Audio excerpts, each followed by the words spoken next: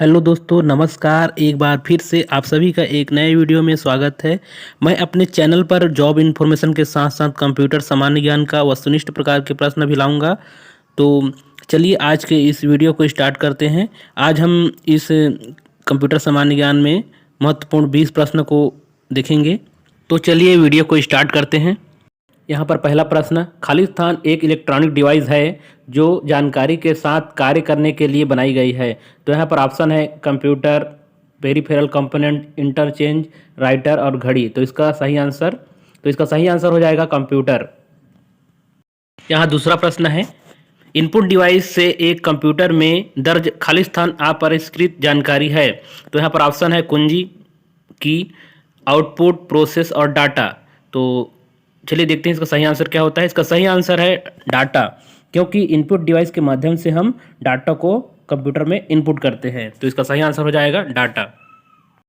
चलिए आगे देखते हैं। तीसरा प्रश्न यहाँ पर, खाली स्थान एक ऐसे बड़े कंप्यूटर को संदर्भित करता है जो पूरी कंपनी द्वारा उपयोग किया जा सकता है। तो यहाँ पर पहला ऑप्शन है मेन फ्रेम कंप्यूटर, दूसरा ऑप्शन मिनी कंप्यूटर, तीसरा ऑप्शन सुपर कंप्यूटर और चौथा ऑप्शन है पर्सनल कंप्यूटर।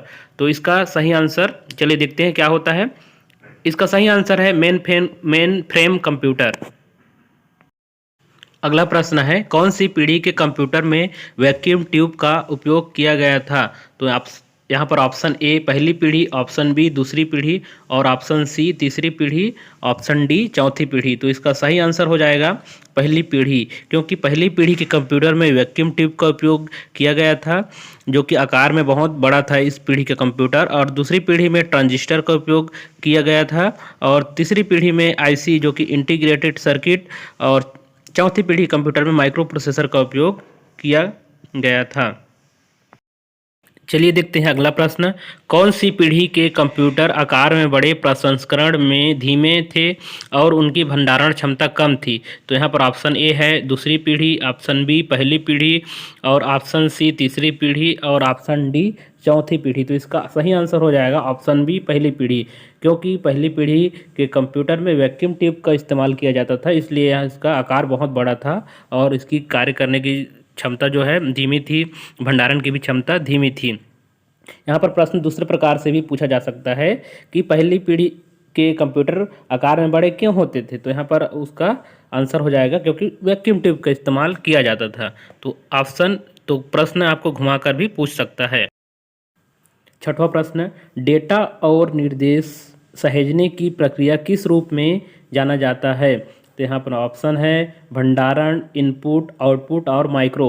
तो चलिए देखते हैं इसका सही आंसर क्या होता है। इसका सही आंसर है ऑप्शन ए भंडारण, क्योंकि डाटा और जो कमांड है उसको स्टोरेज करने की जो प्रक्रिया रहती है उसे हम भंडारण कहते हैं। अगला प्रश्न, खाली स्थान उस उपक्रम को निर्धारित करता है जिसमें कंप्यूटर प्रोग्राम और निर्देश निष्पादित होते हैं। तो यहाँ पर ऑप्शन है control unit, program unit, logical unit, keyboard. तो इसका सही आंसर हो जाएगा कंट्रोल यूनिट, ऑप्शन ए। अगला प्रश्न यहाँ पर, निम्नलिखित में से एक कंप्यूटर की बुनियादी विशेषता कौन सी है। विशेषता के बारे में पूछ रहा है। तो ऑप्शन ए है गति, option B input, option C output और चौथा ऑप्शन है सीपीयू। तो इसका सही आंसर हो जाएगा गति, कंप्यूटर की जो कि विशेषता है। अगला प्रश्न यहाँ पर, कौन सी पीढ़ी के कंप्यूटरों में सीपीयू पुर्जों के लिए ट्रांजिस्टर का उपयोग किया गया था। तो ऑप्शन यहाँ पर पहली पीढ़ी, दूसरी पीढ़ी, तीसरी पीढ़ी और चौथी पीढ़ी। तो इसका सही आंसर हो जाएगा ऑप्शन बी दूसरी पीढ़ी। हम लोग स्टार्ट कर रहे हैं, इस वजह से थोड़ा प्रश्न का लेवल कम है। धीरे धीरे हम लोग थोड़ा कठिन प्रश्न की ओर जाते जाएंगे।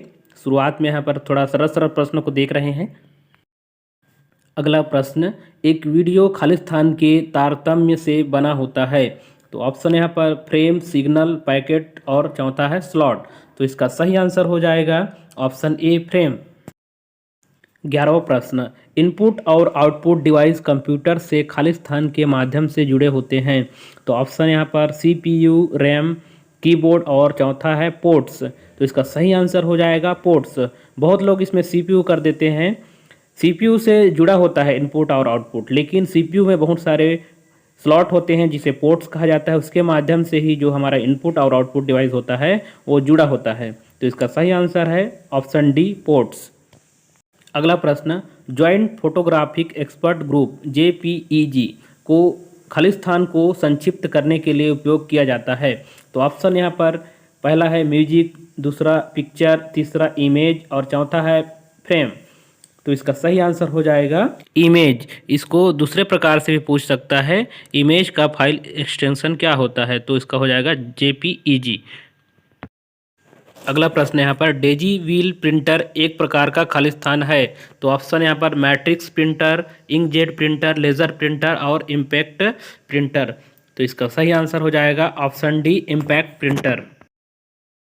अगर प्रिंटर के प्रकार के बारे में बात की जाए तो प्रिंटर को दो भागों में बांटा गया है, इम्पैक्ट प्रिंटर और नॉन इम्पैक्ट प्रिंटर।